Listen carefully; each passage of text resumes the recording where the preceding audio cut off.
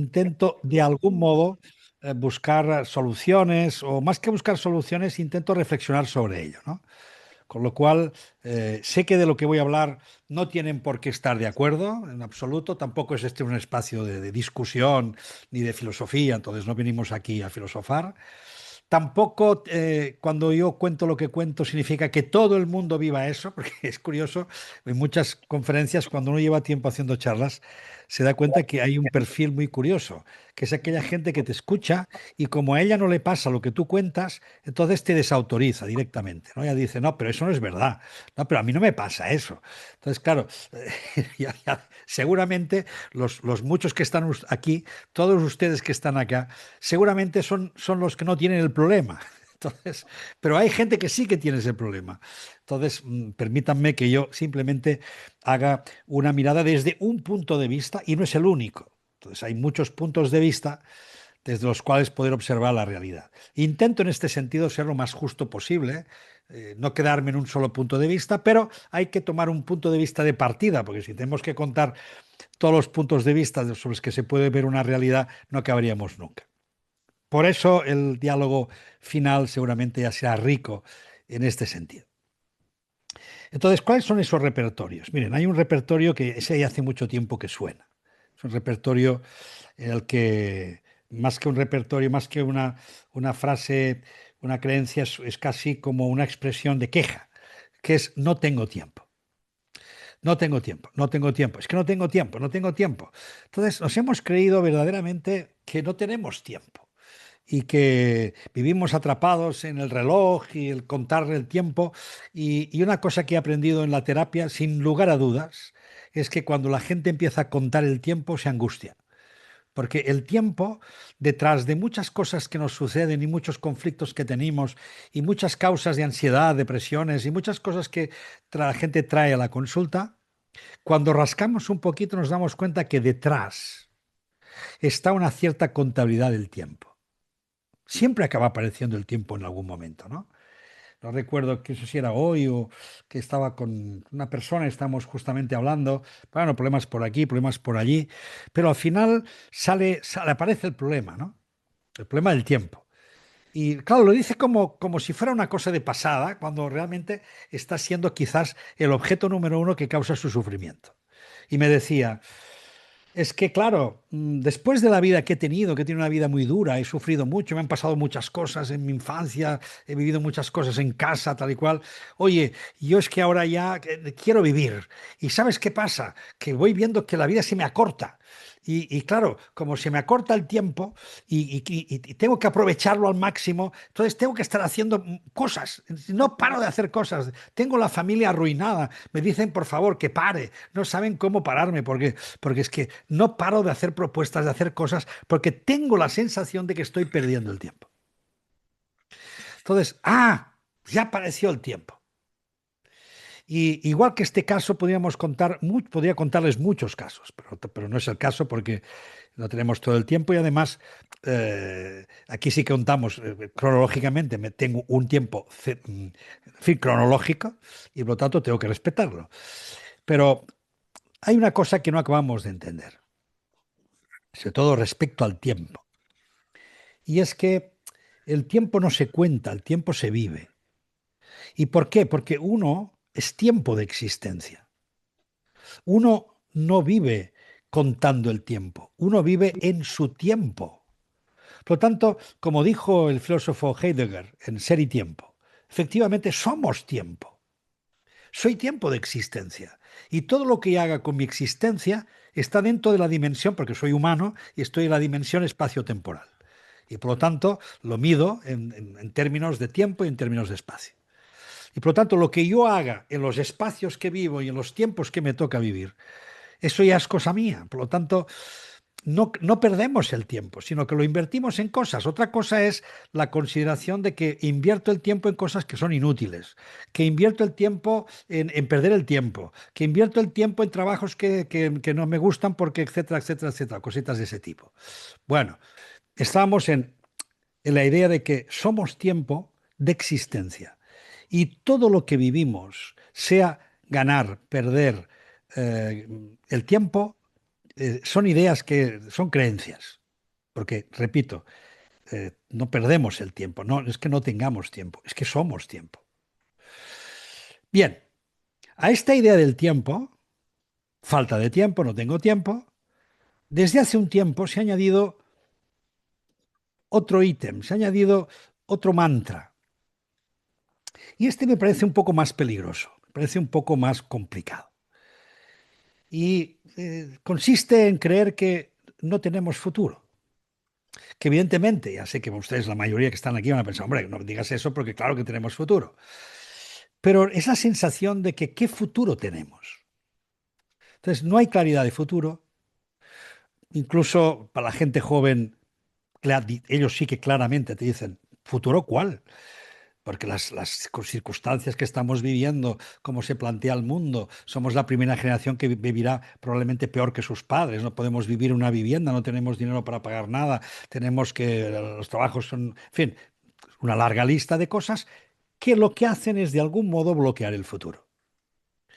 Entonces, se ha instalado también, y lo percibo porque me lo dice la gente, esa sensación de que no hay claridad de futuro e incluso hay una cierta pérdida, y digo cierta que podría ser más dura, una cierta pérdida del sentido del futuro. O sea, no hay esperanza. Entonces, no hay claridad de futuro, el futuro es oscuro, el futuro es complicado, etcétera, etcétera. Y por ahí se nos va una idea que también puede ser muy perniciosa respecto a nuestra forma de vivir. Entonces, yo me planteaba, hombre, ¿qué ocurre? ¿Cómo se puede vivir con la idea de no tener ni tiempo ni futuro? ¿Qué consecuencias tiene esto para las personas? Entonces, aquí he preparado una pequeña presentación, se la voy a compartir, para que veamos juntos esto que intento trasladarles. Vamos a empezar por arriba, por aquí. Bien. La primera idea, le voy a compartir una serie de ideas respecto a esta, digamos, dimensión que les estoy intentando compartir. La del tiempo un poco ya la he tratado. Vamos ahora por esta porque me parece muy importante. El psiquiatra Eugene Minkowski, año 1933 aproximadamente, publicó un libro precioso llamado El tiempo vivido.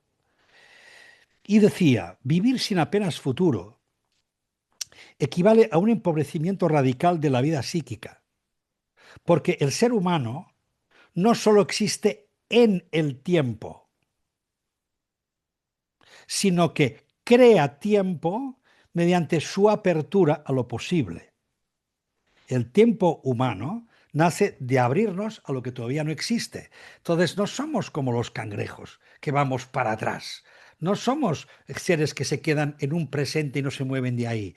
Somos seres que generalmente nos mueve lo que vendrá. Por lo tanto, somos seres de expectativas, somos seres de proyectos, somos seres de ilusiones, de sueños, y todo eso nos abre la puerta al futuro. Ahora imagínense ustedes que esa puerta la cerramos y decimos, no, no hay futuro. No hay futuro. Con lo cual, hoy tenemos la sensación, y esto sí que es algo compartido con algunos sociólogos, con algunos colegas, etcétera, que el tiempo ya no es vivido como se vivía antes, sino que el tiempo se ha fragmentado. Ya no se percibe como una línea continua hacia un futuro claro, sino como una sucesión de instantes fragmentados. Nada dura. Todo se desecha porque se cansa, pasa otra cosa nueva, siempre hay una novedad. Entonces ya no hay ni progreso ni repetición, solo hay estancamiento, siempre estamos en una rueda inacabable donde estamos metidos ahí en ese juego como la rueda del hámster. Y eso tiene sus consecuencias. Seguramente habrán oído o sabrán que estas cuatro cosas que pongo aquí son detectables. No por todo el mundo, repito, pero sí por gran parte de la gente. Y es una cultura de la inmediatez. Si no hay futuro, si la idea de que no hay planteamiento de el tiempo que vendrá, sino que me cierno a lo que estoy viviendo ahora, que es aquella idea un poco de, mira, vivamos carpe diem, ¿no? Pero un carpe diem no poético, no un carpe diem espiritual, sino un carpe diem de inmediatez. Por lo tanto, aparece inmediatamente una cultura de la inmediatez, que es una cultura del consumo efímero y que enseguida lo desecha todo. las relaciones, los objetos, las cosas, en fin, todo se va desechando, todo cambia muy rápido. Todo es como una especie de aquello de la sociedad del rendimiento, ¿no? Todo tiene un rendimiento cada vez más rápido y por tanto un consumo efímero que vamos siempre con el agujero, con el bolsillo agujereado y todo lo que metemos se va perdiendo y tenemos que estar siempre metiendo cosas porque tenemos que sentirnos llenos de alguna manera. Tanto cultura de la inmediatez. La cultura de la inmediatez también nos lleva a lo que entendemos por baja tolerancia a la frustración, que también lo vemos hoy en día. Fíjense que los profesores se quejan justamente de que los chavales no aguantan nada, en las aulas hay muy mala educación, que tienen muchos conflictos. Los médicos, los enfermeros, la gente que se dedica al campo de la salud, lo mismo. Oye, es que nos encontramos con situaciones insólitas que no habían ocurrido nunca, porque la gente no solo pide inmediatez, sino que enseguida se frustra, enseguida no tiene capacidad de aguantar, enseguida se cansa, enseguida se pelea, enseguida le viene la irritación porque no puede hacer lo que quiere, etcétera, etcétera, etcétera. También nos trae un presente sin salida. Bueno, pues sensación de crisis permanente. Hoy, la palabra que más usamos es estamos en una crisis, estamos en una crisis, estamos, hace ya muchos años que estamos en una crisis que no acaba nunca, ¿no? Por lo tanto, el futuro queda bloqueado. Imposibilidad de imaginar un futuro distinto o mejor Viene aquí. y una tendencia al narcisismo y al egoísmo, ¿no? Una tendencia a lo propio. Por lo tanto, si tenemos en cuenta esto, como decía, nos trae consecuencias. La inmediatez nos trae a la inmadurez, un presente sin salida nos lleva a la angustia, una ansiedad que hoy en día mucha gente lo está contando y mucha gente no sabe cómo expresarlo. La gente solo te viene a la consulta y dice, es que tengo una cosa aquí, tengo una cosa aquí. Y la tengo aquí y cada día es un despertar con eso aquí y es como una angustia, es como una ansiedad. Entonces es como vivir encerrados en una especie, que lo decía, de la rueda del hámster, una sensación de sentirme atrapado, atrapado en circunstancias, en situaciones que no paran de repetirse. El futuro bloqueado también trae la desesperanza. De ahí que los discursos van muy por ahí. Y el individualismo nos lleva al aislamiento, dificultades en la comunicación presencial, preferencia por un mundo online, frente a lo real, ¿no? Tantas personas que cuentan anécdotas de que hoy en día incluso cuesta ir a sitios normales a pedir cosas normales como el pan. Dice, hay gente que se frustra de ir a la panadería a pedir el pan. Les avergüenza, no saben qué tienen que hacer. Esto no es ninguna broma, eso me lo ha dicho un señor que se dedica justamente, que hace pan. ¿Eh? Y evidentemente habla de casos puntuales, pero es así, como el aislamiento hace que todo lo vivamos desde una realidad virtual que cuando tenemos que conectar y vivir lo auténtico, la experiencia en la realidad, entonces tenemos muchos problemas. Bueno, esto ya lo hemos dicho, de algún modo el contraste con... No quiero hacer comparativas desde el punto de vista de aquello que en otros tiempos, déjenme que salga un momentito de ahí, si no van a ver solo mucho rato la pantalla. No quiero usar tampoco esa idea de que los tiempos pasados fueron mejores. En otro tiempo fuimos más felices, éramos mejores, vivíamos de otra manera, porque eso ya lo sabemos, pero en tiempos pasados también había muchos problemas. Es que no hay ninguna generación que haya vivido sin crisis. ¿El problema cuál es? Y eso lo aprendí en la Facultad de Filosofía, cuando estudié ese historiador que es Reinhard Koselleck. Y Koselleck hablaba muy claramente de estos temas. Decía, cuidado, porque cada generación tiene sus crisis. Y cada generación, su crisis, considera que es la peor. Considera que nunca en la vida había habido una crisis como esta, que nunca en la vida se había vivido una cosa así. Y por lo tanto tenemos como la sensación de que lo que vivimos es único, extraordinario, difícil y que no sabemos dónde vamos a ir a parar. Pues que sepan que en todas las generaciones ha habido crisis y han sentido exactamente lo mismo. Solo que cada generación, sus crisis han tenido sus características. Entonces, yo les estoy hablando de las características de nuestra crisis. Y en nuestro tiempo, sin hacer comparativa, teníamos una idea que no bloqueaba el futuro, por lo contrario. Teníamos la idea de que sembrar hoy servía para el futuro. Entonces, el esfuerzo de hoy la siembra de hoy, el hecho de que hoy pues deje cosas, priorice cosas, siempre pensando en que todo eso favorecerá en el futuro lo que tenga que venir. Y si no es para mí, será para mis hijos. Pero siempre había, de algún modo, esa idea de que sembrar hoy traerá una maduración. Y el proceso de maduración, que necesita espacio y tiempo, dará sus frutos cuando los tenga que dar.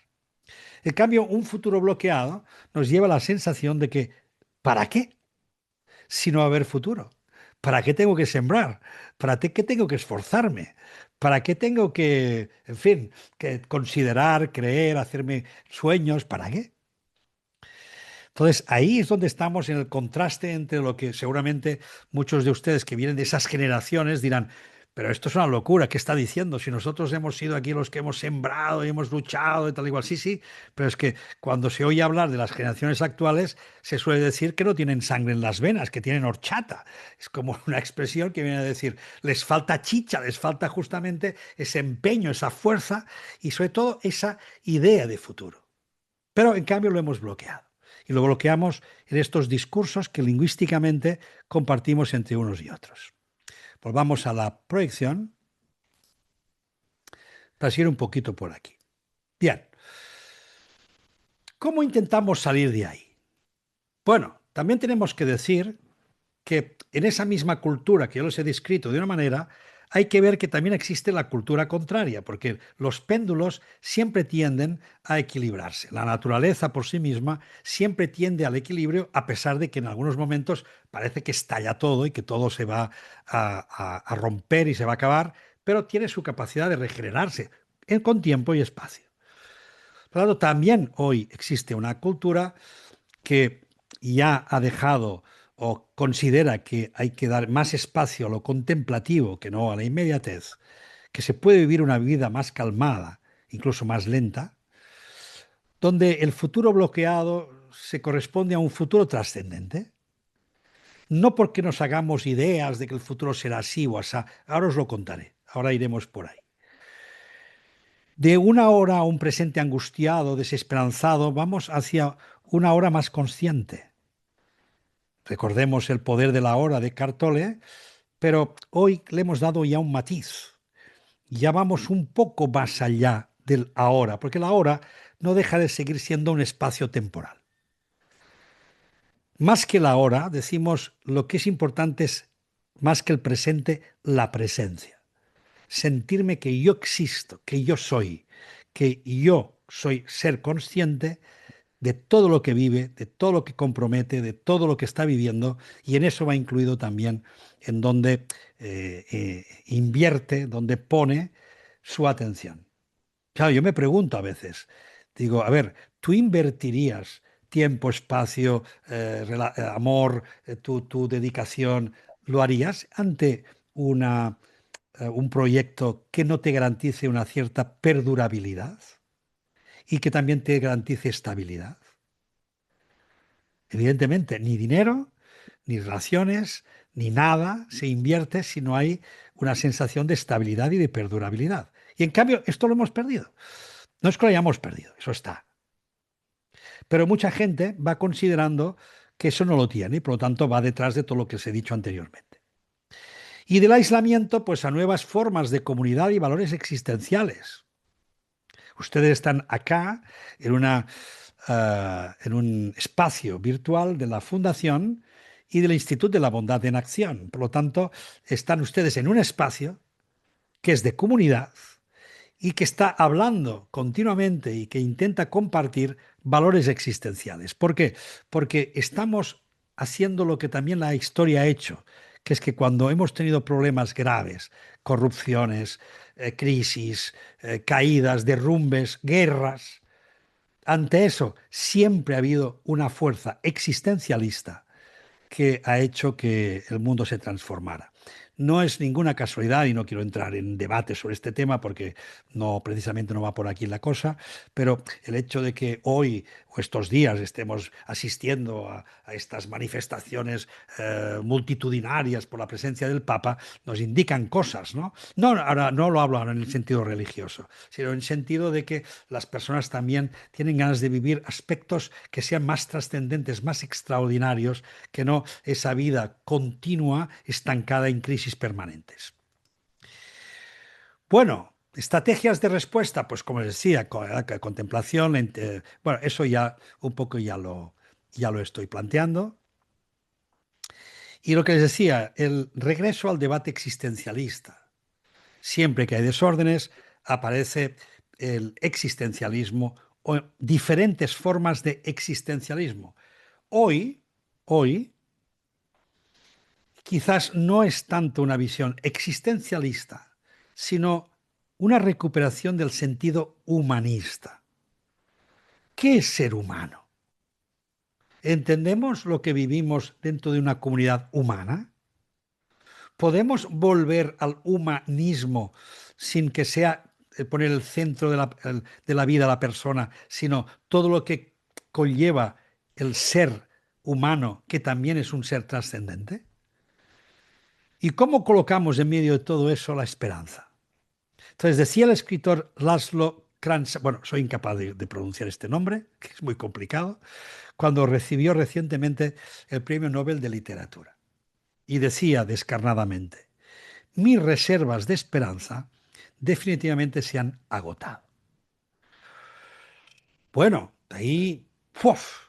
Eso a mí me rompió porque, por un lado, ya tenía claro que ahí estaba este discurso del no tiempo y del discurso del no futuro. Pero si encima, claro, le quitamos lo que nos queda en la vida, que es nuestra apertura a lo posible, nuestra apertura al futuro, entonces ahí sí que la hemos perdido todo, hemos perdido la batalla.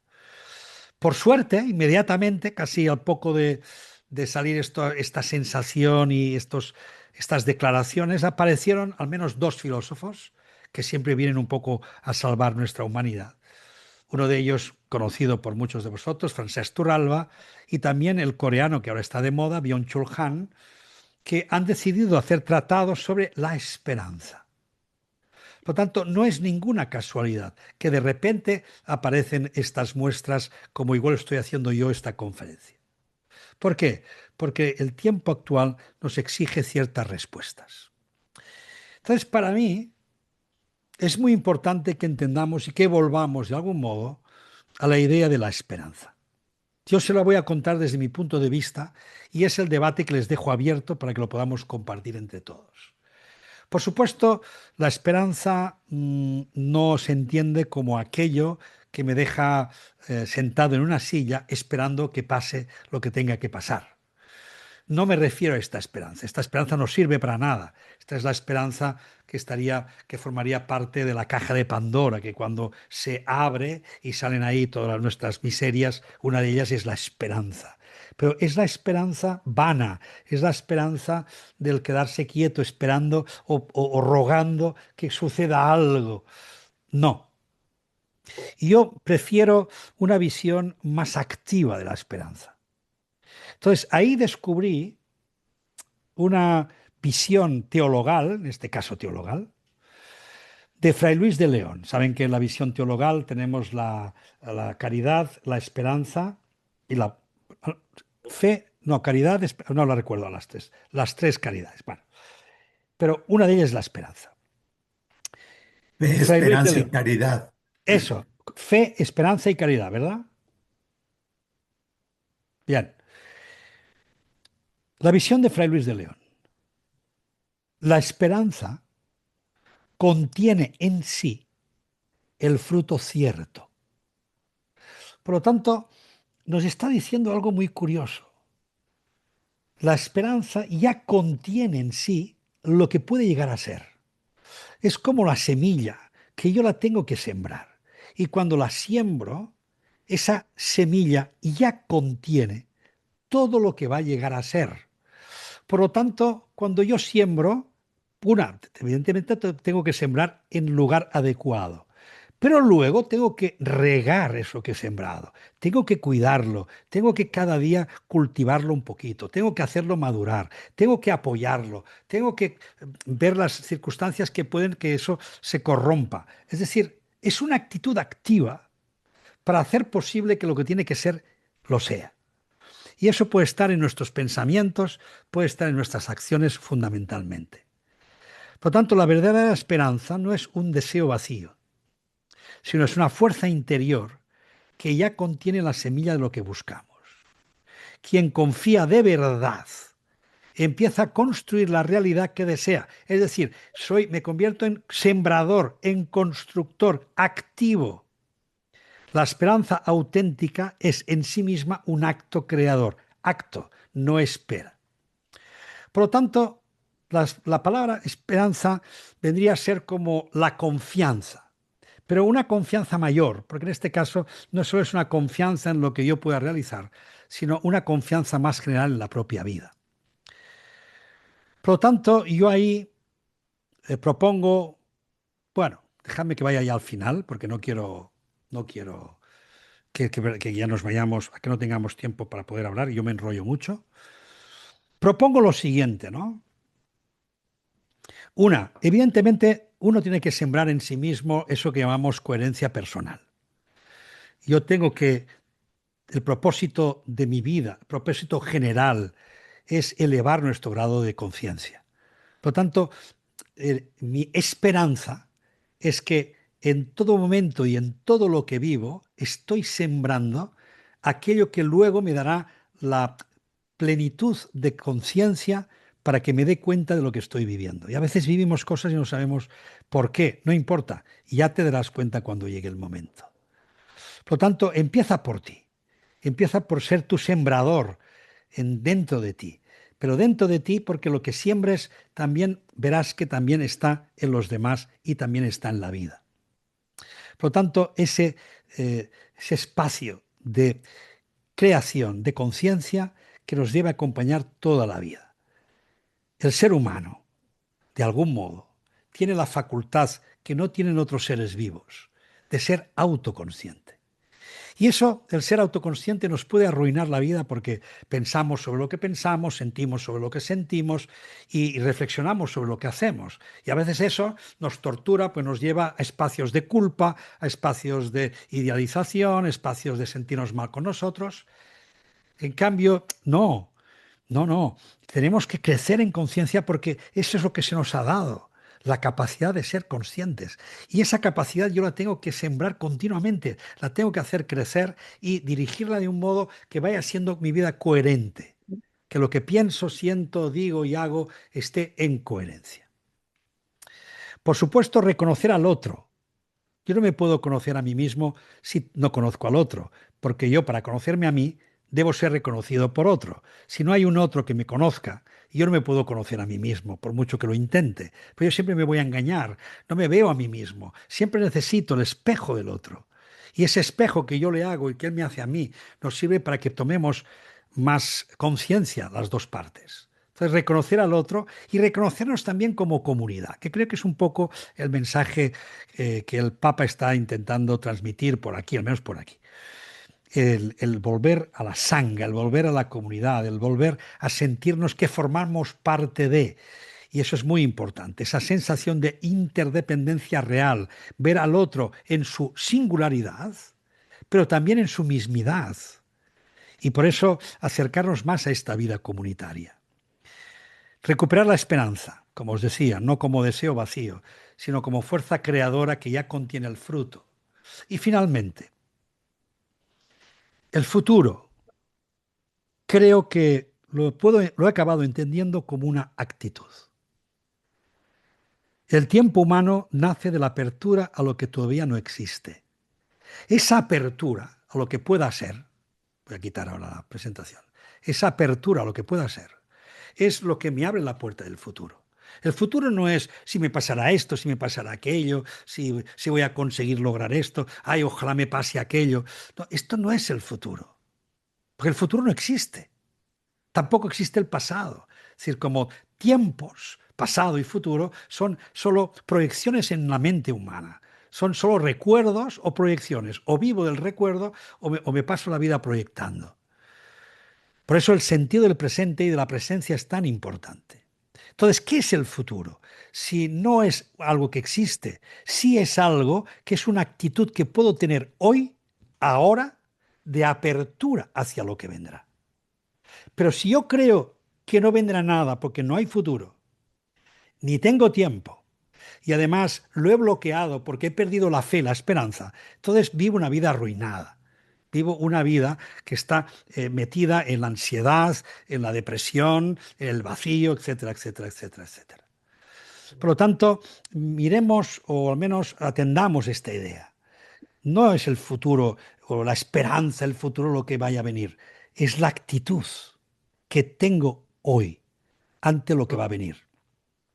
Y para mí esta es la clave y el mensaje que de algún modo les quería dejar atendiendo al conjunto de cosas que hemos hablado a partir de esa idea que se comparte por ahí respecto a que no tenemos ni tiempo y apenas futuro. Por lo tanto, les abro la ventana para que ustedes también ahora compartan lo que quieran compartir, nos cuenten un poco pues su visión, cómo lo ven y podamos compartir un poco entre todos. No sé si Yolanda puede dirigir un poco el tema, lo dirige ella, ¿cómo va? Sí, podéis levantar la mano, abrir los micros. Hasta ahora los hemos tenido cerrados, pero ahora es ese espacio para que podáis compartir con Xavier, preguntar o compartir. Si lo queréis desde el chat, pues el chat yo lo iré gestionando. Xavier, en el chat. Sí, eh, Xavier con Angla nos dice que está completamente de acuerdo hasta ahora en este análisis social. Por suerte para mí, no me siento identificado, sí que lo observo. Lo que explicas ahora mismo, calma, lentitud, una hora consciente. Hasta más al despertar, oraciones, mantras, para mí no es perder el tiempo, es tiempo bien invertido. exacto. Y también nos dice, en mi opinión, la esperanza, no esperar que algo suceda, es tener la certeza de hacer lo que uno cree y siente en el momento presente y luego lo que tenga que ser será. En síntesis, viene a ser lo mismo que estabas explicando tú ahora. Esa Muy es la bien, aportación que nos hace Xavier. muy Luego, bien. Esther Torrent nos dice, ¿cómo trabajar esta esperanza? Sí, mira, el trabajo, uno de los trabajos más importantes en el autoconocimiento, al menos lo que yo he ido aprendiendo con los años, es la atención, el trabajo con la atención.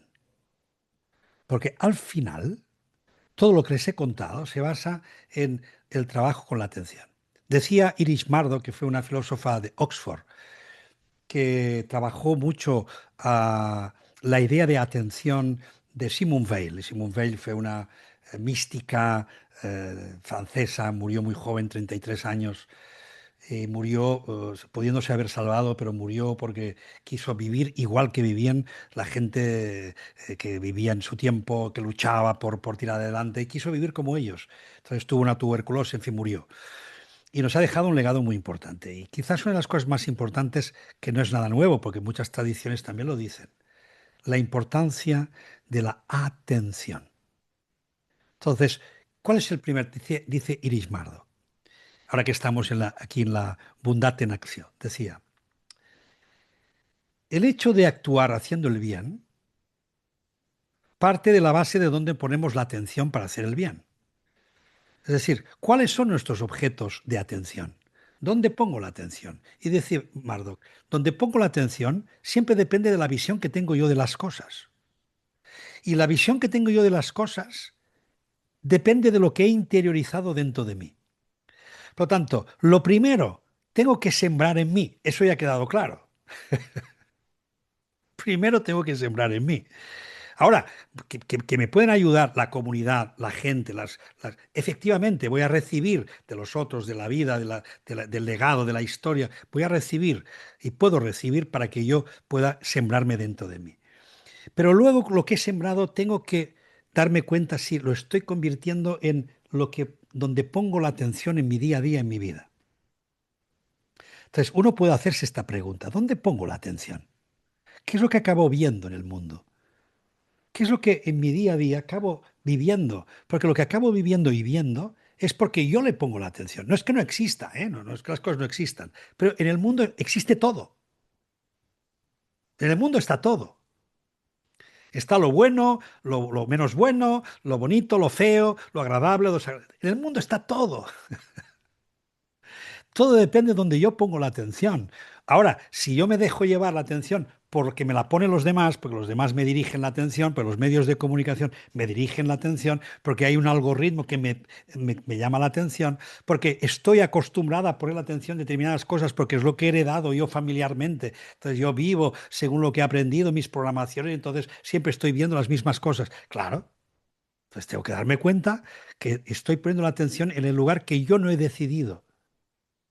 Por tanto, ¿por dónde empiezo? Por poner la atención donde yo la quiero poner. Que de algún modo me vaya entrenando en ser yo el que decide dónde poner la atención en su vida. Y uno puede poner la atención en la esperanza, desde este punto de vista de confianza, de apertura al futuro, o puede ponerla en lo que está sucediendo. ¡Bah, el mundo es una mierda, porque esto es un desastre, los profesores, los médicos, esto es un desastre, tal y cual! Bueno, sí, uno puede ver todo lo peor del mundo y también puede ver todo lo mejor del mundo.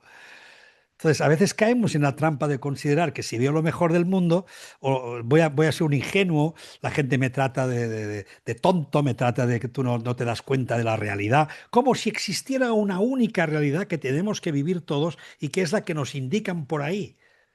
Y entonces yo acabo poniendo la atención en eso sin darme cuenta que no he decidido nada. Y yo no he decidido eso. Por lo tanto, qué importante que es. ¿Dónde pongo la atención? Eso como primer trabajo, ya que me preguntan por dónde empezar. Pues mira, empezamos por ahí. Gracias, Xavier. José Luis tiene la Venga, mano José Luis, que ya te levantada. estaba esperando. Gracias, querida Yolanda. Xavi, un placer reencontrarnos Claro y que sí. comparto también la visión de que en sociedad, en esta cultura, sí estamos poniendo la mirada pues yo en escuchar la gente a mi alrededor y creo que de forma magistral has resumido mucho de lo que vengo observando también alrededor. Y me explotó pues ahora sí, la cabeza, vincular todo esto con ecología emocional y trazo un vínculo con el tema de los estados de ánimo. Creo que mucho el estado de ánimo, esto que nos lleva a colocar la atención en un futuro incierto, o sea, primero en tema de la incertidumbre, si no soy capaz de gestionarla, va a empezar a provocar unas emociones Mm, que de tanto estar ahí se van mm, convirtiendo en un estado de ánimo. Y estos estados de ánimo, sí, observándolos en la escuela, en el mundo laboral, van provocando resignación y la energía que necesitamos para accionar se va nulificando porque no la agotamos en eso, en estar viendo todos estos escenarios de podredumbre, de corrupción, de egoísmo, etcétera, sí, sí, etcétera, sí. y no nos da la energía para poderla canalizar de otra forma. Entonces, entre la resignación que me nubla y luego eso provoca el otro estado de ánimo, el resentimiento, y el resentimiento entonces manifestado a través de la violencia, la agresión, que son parte de los síntomas que creo que estamos apreciando en todas latitudes globales, nos coloca en una situación de decir, pues es que no hay futuro. Exacto. Entonces, ahí has utilizado una palabra que a mí también, hoy no la he utilizado, pero que es muy descriptiva, que es la palabra incertidumbre, ¿no? Kant, el filósofo, decía, el hombre se mide por la capacidad de incertidumbre que es capaz de tolerar. Y Ujú. efectivamente, este sería una buena manera de decir, es así. Es decir, cada uno se mide por la capacidad que tiene de tolerar la frustración ante lo desconocido, ante lo que le parece un obstáculo, ante lo que le es difícil y sobre todo ante una cosa incierta, ¿no? Entonces, si hay mucha incertidumbre, el ser humano padece. Tampoco eso significa que tenemos que soportar unas dosis gigantescas de incertidumbre, porque no podríamos. Es decir, que necesitamos para nuestra vida psicológica un poco normal cierto grado de incertidumbre, pero cuando este grado es muy elevado, entonces sufrimos. Pero cada uno tiene que aprender. Entonces ahí es donde tenemos el plantearnos justamente estas cosas que estamos diciendo. Vayamos hacia una cultura más contemplativa, una cultura que permite abrirse a esa incertidumbre no como una amenaza, sino como una apertura. Vamos a abrirnos a lo que suceda. Vamos a abrazar lo que venga. ¿Por qué? Porque es que además no hay otro remedio. Es decir, es que no va a suceder otra cosa que la que pueda suceder. Por lo tanto, si no me abro a eso, entonces voy a tener que soportar una incertidumbre que también la podemos correligar al tema del control. A más Ujú. incertidumbre, más control. Y si hay mucho control, un excesivo control, una rigidez en el control, entonces estamos apañados, porque entonces el control me controla a mí. Entonces eso es lo que le ocurre a muchas personas que sufren ansiedad, etcétera, etcétera, que están controladas por el propio control. Por lo tanto, ahí tenemos también mucho que aprender. Gracias. Oye, José Luis, No, como al siempre. contrario, y es que, si me permite nada más Claro el que sí. apunte, la incertidumbre en términos de noción, creo que no hemos sido capaces de digerirla, porque la vida en sí misma parece que es parte de su naturaleza. ¿Cuáles son las certezas que tenemos desde el momento mismo de la concepción? Entonces, creo que parte de nuestra programación ha sido eso, querer vivir en mundos con certezas, y eso va contra natura, bueno, desde mi visión. Es así. Y en algún lugar tengo escrito que la incertidumbre es la naturaleza de la que hemos sido creados. Somos seres para la incertidumbre. Heidegger diría para la muerte, Ujú. pero en ese espacio entre el nacimiento y la muerte todo es incertidumbre. Y Es correcto. precisamente por eso viene el control, vienen las seguridades, viene el buscar certezas. Entonces nos vamos agarrando a lo que podemos en cada momento para creer que somos, que tenemos, etcétera, etcétera, cuando en realidad todo eso, como ya nos dijeron los viejos estoicos, todo eso es una falsedad. Cuando tenemos que abrazar, pues simplemente que la vida es así, ¿no? Y la vida es natural y la naturaleza vive como es y se manifiesta como se manifiesta. Bueno, tenemos por Gracias, aquí, Xavi. gracias a ti. Mira, Eh, Xavier, Joan Mora nos dice, te da las gracias, muchísimas gracias, y dice que es un mensaje más necesario que nunca. Muy bien, gracias, Joan. Ana Mena nos dice, ¿la ilusión dónde quedaría? Es que la esperanza contiene esa ilusión, pero la ilusión está en el presente. O sea, el error es o que la ilusión es lo que vendrá, es lo que sucederá, es lo que me encontraré algún día. Cuando logre eso, seré feliz. Cuando logre eso, no, no, la ilusión está ahora. Lo que pasa es que mucha gente crea futuros imaginarios y entonces no es ilusión, es ilusionismo. Entonces, hay gente que vive de ilusiones, aquello que sucederá, o siempre proyectando un mundo que no existe, pero que le gustaría, etcétera, etcétera. No, no, la ilusión es nuestra fuente, una de nuestras fuentes esenciales, quizás le podemos llamar también la alegría o nombres de ese tipo, pero que son esenciales porque están en nuestro presente. Por lo tanto, no están en el futuro, están aquí. Tanto la ilusión la tengo hoy, la ilusión la coloco hoy, la esperanza es la que me ilusiona hoy, no lo que sucederá en el futuro. Por ahí iría la cosa. Cosme Garrell nos dice, el no tiempo es tiempo consciente. Sí, claro, si lo tomamos desde la perspectiva de una vida más consciente o una dimensión diferente, si llevamos ya a una dimensión más espiritual, evidentemente cuanto más nos acercamos para arriba, al cielo, el tiempo deja de existir. Por lo tanto, la conciencia de no tiempo es la conciencia de lo que somos. Por lo tanto, eh, cuando estamos en el nivel que trasciende lo material, ya no hay tiempo. Vivimos en una eternidad. Una expansión continua de algo incesante que llamamos eternidad. Los de la Cábala, la Cábala judía, hablan del Ein Sof, ¿no? El eterno, la eternidad. Por lo tanto, nuestra búsqueda continua es que nuestra alma alcance ese punto de eternidad donde ya no tenga que preocuparse de las cosas que le preocupan cuando está metida en un cuerpo. Por lo tanto, en ciertos niveles de conciencia, efectivamente, el no tiempo es la realidad. En cambio, en la nuestra, pues es así. Estamos metidos dentro de una dimensión espacio-temporal desde el momento en que nos encarnamos. He hecho un apunte, sisplau, un apunte.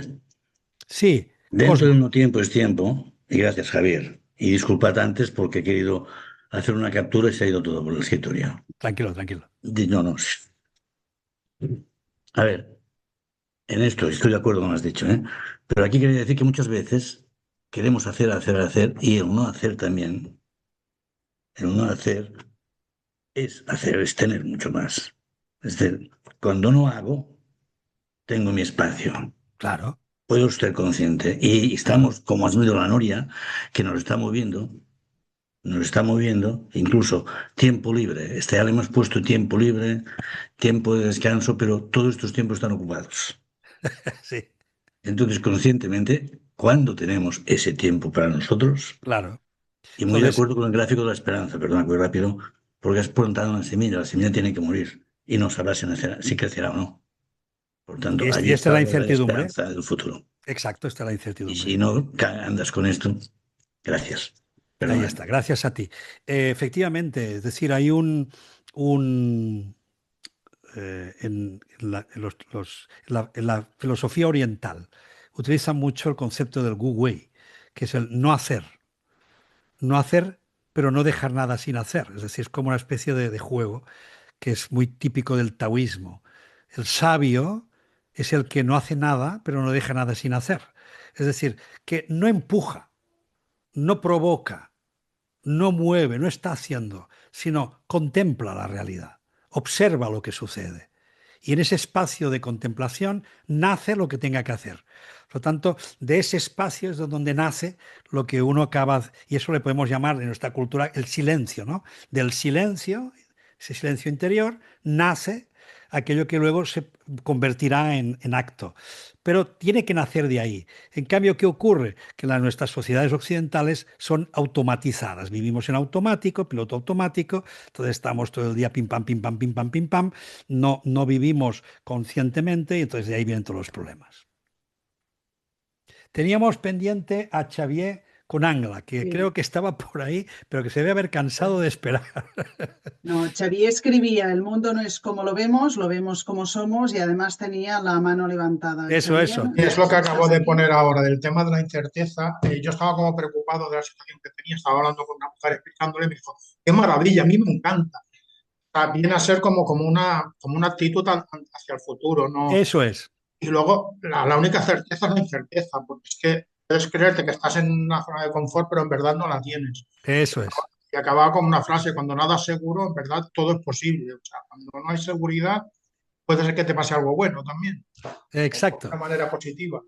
Muy bien, Xavier, muy bien, muchas gracias. Pues sí, efectivamente así es, ¿no? Hoy abrazamos más aspectos del no. El no saber me abre al saber. ¿Por qué? Si estoy ante ti con todo lo que ya sé de ti, no te voy a vivir en lo que ahora eres, en lo que ahora se está ocurriendo, sino te voy a vivir desde el recuerdo que tengo de ti. Entonces te he mecanizado y te trato según lo que yo recuerdo que para mí eres, pero no estoy en la actitud del no saber. Entonces, hoy en día hay ciertas corrientes que intentan trabajar el no saber no solo desde el punto de vista de la ciencia, etcétera, sino desde la perspectiva de abrirse al misterio o de abrirse a la experiencia tal como se manifiesta. Pero para eso tengo que salir de mi mecanicidad. También le podemos decir salir de mi personaje. Y entonces, si salgo del personaje y estoy ante ti, abierto a la experiencia, entonces puede ser que ocurran cosas que no esperábamos, pero para eso tengo que tener una actitud de no saber. Si en cambio yo ya parto de que lo que ya sé, entonces ahí ya no estoy conectado con, efectivamente, con lo que está sucediendo. Pero eso hay que aprenderlo, ¿eh? No es nada fácil. O sea, que aquí estamos hablando de cosas muy hermosas, de un mucho nivel, pero que hay que pelearlas cada día, ¿eh? Hay que sembrarlas cada día, hay que trabajarlas cada día. Xavier, nos quedan dos preguntas en el chat. Venga. Una de ellas, Denise como posada, nos dice, ¿dónde se puede poner la atención cuando te sientes en un vacío que no se llena por perder a un ser que ha sido tu compañero de vida por muchos años? Sí, es que las dos cosas suceden. Es decir, la atención siempre va a algún lugar. La atención cuando yo me despierto por la mañana la tengo en plena disposición para atender lo que sea, para dejarme llevar por lo que ocurra. Pero luego la atención se va yendo a lugares, lugares donde puede existir eh, prejuicios. Mi madre, pobrecita, pues a sus 80 y pico de años, pues toda la vida le han hecho miedo los negros. Le dan miedo, ¿ves tú? Entonces, claro, ella cuando va por la calle, pues si veo, que ahora hay muchos, pues si ve un negrito, pues se asusta. Pero y ya va como condicionada, y ya está sufriendo. Dices, ¿ves? La atención ya la ha puesto ahí. No es capaz de dejar de poner la atención en eso. Y ya tiene el prejuicio. La atención también la ponemos en lo que nos dicen los demás. La atención también la ponemos en nuestras propias dudas y nuestros miedos. Y finalmente la atención también la ponemos en nuestros traumas. Entonces, ¿qué ocurre? Cuando hay un dolor profundo, cuando hay una situación muy compleja en este sentido, que roza el trauma, entonces la atención, el problema es que queda fijada. Y lo que tenemos que intentar es que la atención no quede fijada, no que la evitemos. No, no quiero poner la atención en el duelo, no quiero poner... No, no, no. Está bien que pongas la atención en el duelo, está bien que lo sientas, está bien que lo llores, está bien, pero no lo fijes. Pues si tu atención queda fijada ahí, entonces todo el día va a ser eso. No vas a vivir nada más que eso. Y todo va a ser siempre eso. Por lo tanto, no se trata de que la atención se tenga que poner en otros lugares como para distraerse, sino que me sienta con la libertad de que mi atención la ponga donde yo decido. Y si ahora quiero ponerle en el duelo y estar un ratito con mi duelo, no hay problema. Pero luego tengo que poder salir y poner la atención en otras cosas. En cambio, si solo la puedo poner ahí, entonces es que he fijado la atención. Y eso ya significa que ahí hay un dolor muy profundo, quizás un trauma, y eso tiene que ser ayudado para que pueda salir de ahí.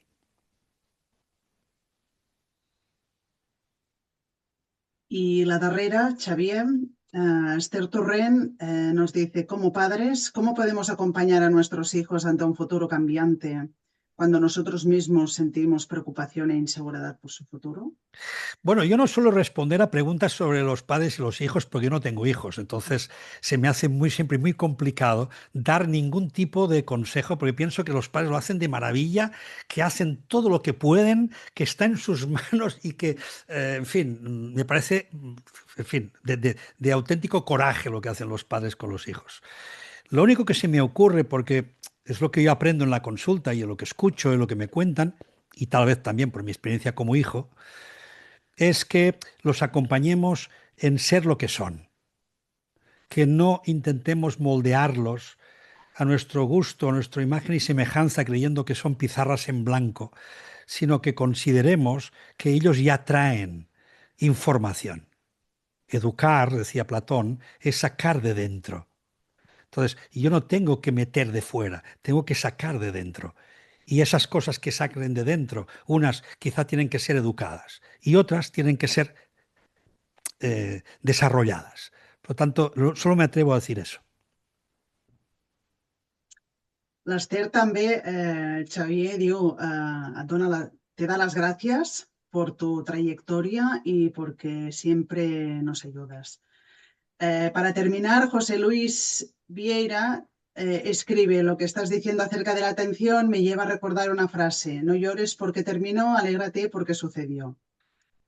es donde pones la atención. Es que siempre es así. ¿Dónde decides poner la atención? ¿La pongo en esto se acabó, vaya rollo, tal y cual? ¿O la pongo en esto se acabó, va a venir algo nuevo?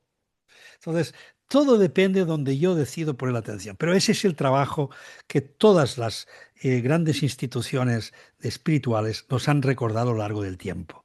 Todas trabajan aspectos de, hoy se llama mindfulness, pero siempre ha sido conciencia plena, meditación, contemplación, arte, es decir, todo aquello que nos descentre, todo aquello que de algún modo nos ayude a que nuestra atención se dirija hacia la contemplación de la existencia y dejar que me revele lo que soy, lo que llevo dentro, lo que vivo, y dejar que de forma natural eso vaya apareciendo y yo lo vaya incorporando, integrando en mi vida. Por lo tanto, el manejo de la atención es muy importante y quizás, pues, al menos en mi parte, he seguido algunas metodologías que me han ayudado a aprenderlo, pero también reconozco que probablemente la meditación sea uno de los espacios mayores donde uno se aprende a disciplinar desde el punto de vista de la atención.